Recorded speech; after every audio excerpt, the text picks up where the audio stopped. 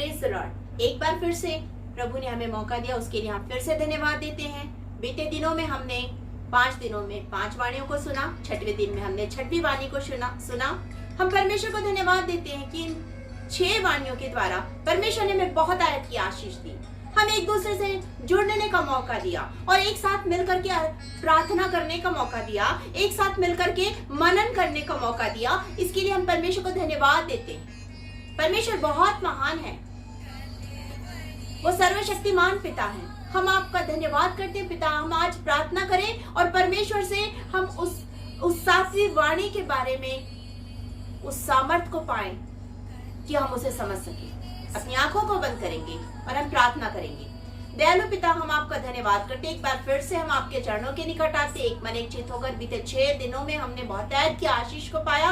आपका धन्यवाद करते राजा। आज के दिन की आशीष के लिए हम अपने आप को तैयार करते और आपके सामर्थी हाथ में अपने आप को सौंपते हैं पिता, कि अपनी आशीषों से हमें भर दीजिए। और आज आप हमें बताइए कि हमारे जीवन से आपकी क्या योजना है। दयालु पिता, इस समय मैं अपने आप को शून्य करती हूँ। पवित्र आत्मा की सामर्थ्य से भरकर मेरा उपयोग कीजिए। एक एक शब्द आपकी ओर से धन्यवाद के साथ ये प्रार्थना उद्धार करता प्यारे यीशु मसीह के नाम से मांगते हैं, सुनिए और ग्रहण कीजिए, आमीन। 7वीं और अंतिम वाणी जो क्रूस पर से कही गई वो पाई जाती है लूका रचित सुसमाचार और उसका 23वां अध्याय और उसके 46 वचन को। Luke chapter 23 verse 46। यहाँ पर इस तरह लिखा है, और यीशु ने बड़े शब्द से पुकार कर कहा, हे पिता, मैं अपनी आत्मा तेरे हाथों में सौंपता हूँ। और यह कहकर प्राण छोड़ दिया। हे पिता, मैं अपनी आत्मा तेरे हाथों में सौंपता हूँ। हमने जब पहली वाणी को सुना था, शुरू किया हमने पहली वाणी से। पहली वाणी में, क्रूस से कही गई पहली वाणी में यीशु मसीह ने कहा, हे पिता, इन्हें क्षमा कर, ये नहीं जानते कि क्या कर रहे हैं। पहला शब्द हे पिता, दूसरा इन्हें क्षमा कर, और तीसरा ये नहीं जानते कि ये क्या कर रहे हैं। आज जब आखिरी वाणी बोल रहा है यीशु मसीह, उसमें भी कह रहा है, हे पिता, मैं अपनी आत्मा तेरे हाथों में सौंपता हूं। हे पिता, मैं अपनी आत्मा तेरे हाथों में सौंपता हूं। यहां भी वही, वो इस संसार में आया हमारे लिए। जब क्रूस पर बलिदान का समय आया, वो हमारे लिए महायाजक बना। बलिदान चढ़ाने के लिए वो महायाजक बना। बलिदान के लिए एक वेदी की आवश्यकता होती है, वो हमारे लिए वेदी भी बना। और बलिदान के लिए एक पशु की आवश्यकता होती है, मेमने की, निर्दोष निष्कलंक मेमने की, तो वो हमारे लिए मेमना भी बना। हमने पिछले दिनों में देखा, हमने 5वीं वाणी में सुना, जब यूहन्ना ये कह रहा है, यूहन्ना रचित सुसमाचार उसके पहले अध्याय के 29 वर्ष में और 35 वर्ष में हम पाते हैं कि वो कह रहा है, देखो ये परमेश्वर का मेमना है जो जगत के पाप उठा के लेके जाता। वो हमारे लिए वो मेमना बना, हमारे लिए वो वेदी बना, और हमारे लिए ही वो महायाजक बना कि हमारे लिए बलिदान चढ़ाए, अपना बलिदान चढ़ाए, और उसके उस बहाए हुए लहू से हम धोए जाएं, हम शुद्ध हो जाएं, हम पवित्र हो जाएं। जो संबंध टूट गया था वो संबंध फिर से जुड़ जाए। कितनी बड़ी और महान योजना है परमेश्वर की हमें बचाने की, कितनी महान योजना है। जब चेलों ने उससे पूछा कि हम तो उस जगह को, हम तो उस मार्ग को नहीं जानते हैं, जब यीशु मसीह ने कहा, तुम्हारा मन व्याकुल ना हो, मेरे पिता के घर में रहने के बहुत से स्थान है, और नहीं होते तो मैं जाके वहां तैयार कर देता। वो कह रहे हैं कि हमें तो वहां जाने का रास्ता नहीं मालूम है। क्या कहा यीशु मसीह ने? उसने कहा, मैं मार्ग हूँ, सत्य हूँ और जीवन हूँ। उसने इस बात को कहा, और उन्होंने कहा कि हमने तो पिता को नहीं देखा। तो वो चेलों से कह रहे हैं यीशु मसीह कि जिसने मुझे देखा उसने पिता को भी देखा। यहाँ हमारा प्रभु कह रहा है, हे पिता, मैं अपनी आत्मा तेरे हाथों में सौंपता। यीशु मसीह को अपना प्राण देने का और उसे वापस लेने का अधिकार है। वचन हमसे बताता है, जब आप यूहन्ना रचित सुसमाचार और उसके 10वें अध्याय और उसके 18 वचन को पढ़ेंगे तो वहां पर लिखा है कि मुझे अपना प्राण देने का और उसे वापस लेने का अधिकार है। वो अधिकार प्राप्त है। वो परमेश्वर का पुत्र है। वो इस संसार में मनुष्य के रूप में जरूर आया, लेकिन वो है परमेश्वर का पुत्र। उसने हमारे लिए दुख उठाया, उसने हमारे लिए कोड़े खाए, उसने हमारे लिए कांटों का ताज पहना और आज उस सारे कार्यों को पूरा करके कह रहा है कि पूरा करा। और उसके बाद कह रहा है, मैं अपनी आत्मा तेरे हाथों में सौंपता हूं। वो पूरी तरह से अपने कार्य को पूरा करके संतुष्ट है और अपनी आत्मा वो सौंप रहा है।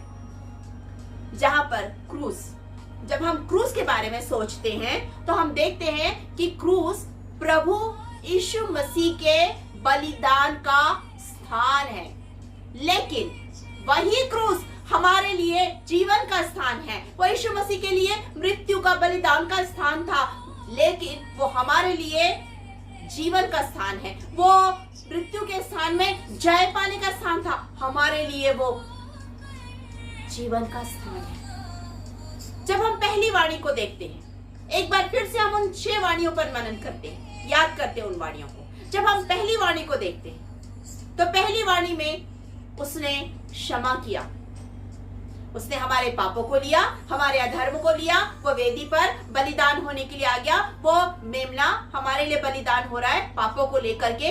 कौन से पाप? हमारे अधर्म, हमारी बुराइयां, हमारे मन के अंदर की बुराइयां, हमारे जीवन की बुराइयां, हमारे सारे ऐसे काम। वो उसने उस सारी चीजों को लिया और उस क्षमा वचन को बोला। वो क्रूस क्षमा का स्थान है। वो क्रूस हमारे लिए क्षमा का स्थान है, जहां से उसने कहा, हे पिता इन्हें क्षमा कर। वो क्रूस हमारे लिए क्षमा का स्थान है। जब हम दूसरी वाणी को देखते हैं, दूसरी वाणी में वो कहता है कि तो आज ही मेरे साथ स्वर्गलोक में होगा। वो स्थान, वो क्रूस का स्थान हमारे लिए उद्धार का स्थान है। हम तो पापों में थे, उद्धार की कहीं कोई गुंजाइश थी ही नहीं। मर के नाश हो जाते, मिट्टी में मिल जाते। हमारे काम ऐसे नहीं कि हम उद्धार पा सके। ये तो उसका अनुग्रह है, ये तो उसकी दया है कि उसने अपने इकलौते बेटे को मेरे लिए और आपके लिए भेजा। ये उसकी दया है। वो हमारे लिए उद्धार का स्थान है, वो क्रूस। हम जब तीसरी वाणी को देखते हैं, जहां पर वो कहता है, हे नारी देखिए तेरा पुत्र और हे पुत्र ये तेरी माता। जब वो बताता दोनों को, वहां पर वो प्रेम का स्थान बन जाता है। वो क्रूस, वो कलवरी का क्रूस हमारे लिए प्रेम का स्थान बन जाता है। यीशु मसीह ने हमसे इतना प्रेम किया, उसने उस प्रेम को प्रकट किया। वहां पर उसने उस प्रेम को प्रकट किया। वो स्थान हमारे लिए परिवार के साथ जुड़ने का स्थान हो जाता है। जब हम चौथी वाणी को देखते हैं, हमने इन 3 वाणियों को देखा। क्षमा की वाणी को देख लिया, हमने उद्धार के स्थान को देख लिया, हमने प्रेम के स्थान को भी देख लिया। जब हम चौथी वाणी को देखते हैं, जहां पर वो कह रहा है, हे परमेश्वर, हे मेरे परमेश्वर, तूने मुझे क्यों छोड़ दिया। जब इस चौथी वाणी को देखते हैं, एली एली लमा शबक्तनी, वहां पर एक फेलोशिप थी। उसकी एक फेलोशिप थी, परमेश्वर के साथ एक फेलोशिप थी, पिता और पुत्र की फेलोशिप। उसने उस फेलोशिप को तोड़ा कि मेरी और परमेश्वर की फेलोशिप बन जाए। उसने इसलिए अपने आप की उस फेलोशिप को तोड़ा कि मैं और परमेश्वर जुड़ जाए। वो हमारे लिए फेलोशिप का स्थान है। वो हमारे लिए परमेश्वर से मिलने का स्थान है। तभी तो एक चीज आपके लिए पढ़ देती हूं, लूका और उसके इसी 23वें अध्याय में 44 में, जहां पर फेलोशिप टूट गई, वहां से लगभग 2 पहर से तीसरे पहर तक सारे देश में अंधियारा छाया रहा और सूर्य का उजाला जाता रहा और मंदिर का पर्दा बीच से फट गया। हमारे बीच में एक पर्दा था, मेरे और परमेश्वर के बीच में एक पर्दा था। मैं पर्दे के उस पार परमेश्वर के पास नहीं जा सकती थी। आप परमेश्वर यीशु के पास नहीं जा सकते थे, उस पर्दे के उस पार। हम पर्दे के इस पार खड़े होकर के याजक और महायाजक की ओर देखते और वो हमारे लिए बलिदान चढ़ाते, हमारे पापों के लिए। हमें किसी चीज की जरूरत होगी, हम उसकी ओर देखते, लेकिन डायरेक्ट परमेश्वर से बात नहीं कर सकते थे। डायरेक्ट नहीं कर सकते थे। परमेश्वर पवित्र परमेश्वर और हम अशुद्ध। पवित्र परमेश्वर पापियों को कैसे बर्दाश्त करता वो? अंधकार पड़े लोगों को कैसे बर्दाश्त करता वो? नहीं कर सकता। अशुद्धता हमारे अंदर। वो फेलोशिप को यीशु मसीह ने इस पर्दे के फटने के द्वारा जोड़ दिया हमारे इस फेलोशिप को। तो ये जो कलवरी का क्रूस है, ये हमारे लिए फेलोशिप का स्थान है। जब हम पांचवी वाणी को पढ़ते हैं तो हम पाते हैं वो कहता है मैं प्यासा हूं। किसका प्यासा है वो? मेरा प्यासा है, आपका प्यासा है वो। आज भी वो प्यासा है। जब हम उसके काम को करते हैं उसकी प्यास बुझती है। जब हम उसकी आज्ञाओं को मानते हैं उसकी प्यास बुझती है। जब हम उसकी शिक्षाओं को थामे रहते हैं उसकी प्यास बुझती है। जब हम लोगों को उसके पास लेकर आते हैं उसकी प्यास बुझती है। जब हम गरीबों अनाथों की सुधि लेते हैं, विधवाओं की सुधि लेते हैं, उसकी प्यास बुझती है। और जब हम पूरी तरह से उस पर निर्भर रहते हैं एक एक चीज के लिए, उसकी प्यास बुझती है। वो आज भी मेरा और आपका प्यासा है। उसने कहा मैं प्यासा हूं। वो आज भी मेरा और आपका प्यासा है। वो फलों का प्यासा है। वो नाश होने वाली आत्माओं का प्यासा है। वो आज भी प्यासा है।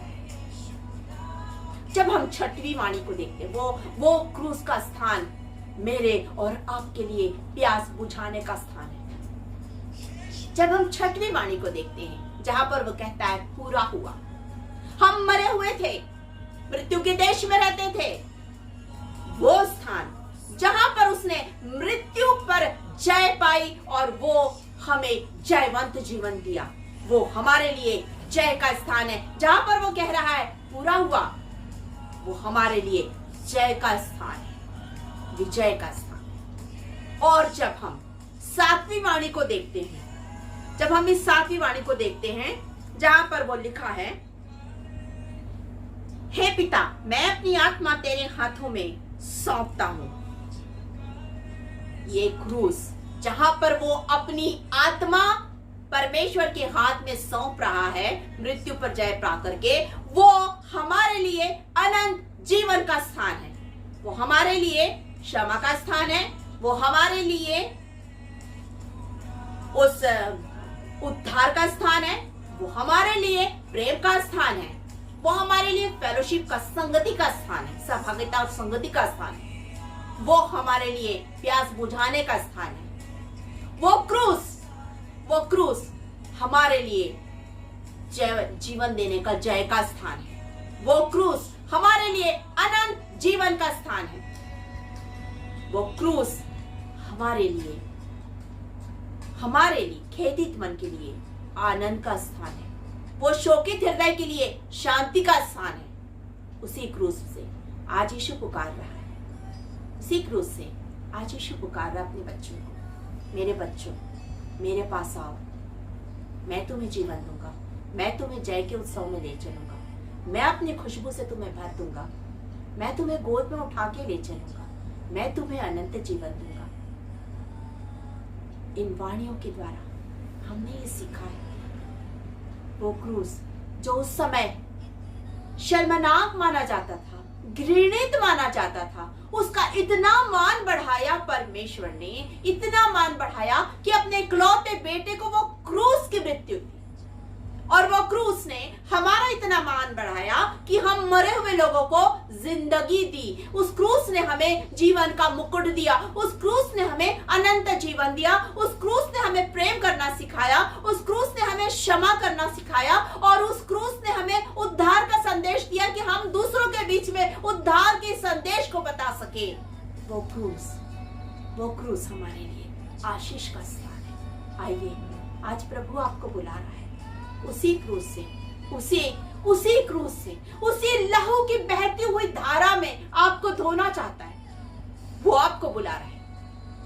आ जाइए, आज आ जाइए, उसके पास आ जाइए। वो आपको आनंद देगा, वो आपको शांति देगा, वो आपको उद्धार देगा। आप उसके पास आ जाइए, आ जाइए उसके पास। हम इस समय प्रार्थना करेंगे, हम इस समय प्रार्थना करेंगे और बोलेंगे परमेश्वर से, परमेश्वर मेरे जीवन को तू धो दे, उसी लहू की धारा से धो दे, ताकि मैं भी आनंद से भर जाऊं, मैं भी अनंत जीवन पालूं, मैं भी आपके प्रेम की धारा में बह चलूं।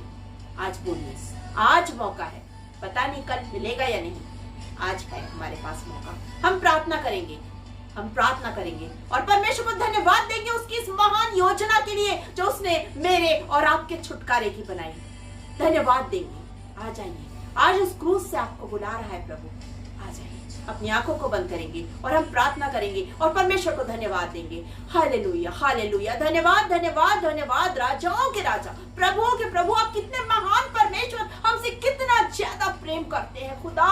हम आपका धन्यवाद, धन्यवाद, धन्यवाद करते हैं। सामर्थी परमेश्वर, आपने हमें जीवन देने के लिए अपने इकलौते बेटे को कुर्बान किया, उसके बलिदान के लिए, उसके मृत्यु पर जय पाने के लिए, उसके द्वारा हमें अनंत जीवन देने के लिए हम आपका धन्यवाद, धन्यवाद, धन्यवाद करते हैं।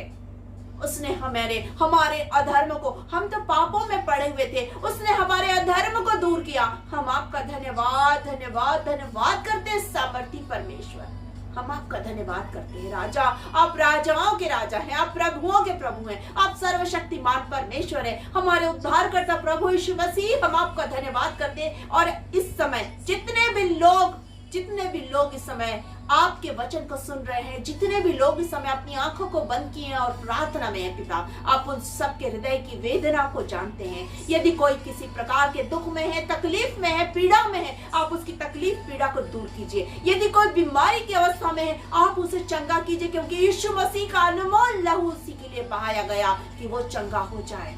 उसने कोड़े की मार तो इसीलिए खाई कि लोग चंगाई को पाले। तो आज उसी कोड़े की मार के द्वारा यीशु नासरी के नाम से हमारे के लिए चंगाई की घोषणा करते हैं। दयालु पिता परमेश्वर, जो पहली बार आपके पास आया है, आप उसे ग्रहण कीजिए राजा, आप उसे ग्रहण कीजिए। एक एक जवान को, एक एक भाई को, बहन को, एक एक बच्चे को, हर एक को आज आप अपनी आशीषों से भर दीजिए। दयालु पिता, हर एक के पापों को क्षमा कीजिए, हर एक को यीशु मसीह के लहू से धो दीजिए। दयालु पिता, हर एक को शुद्ध और पवित्र कर लीजिए, हर एक को अपने आंगनों में स्थान दीजिए पिता। हम आपका धन्यवाद करते राजा आज की वाणी के लिए। धन्यवाद देते इन 7 दिनों में हमने कि 7 वाणियों को सुना और उस आशीष को पाया।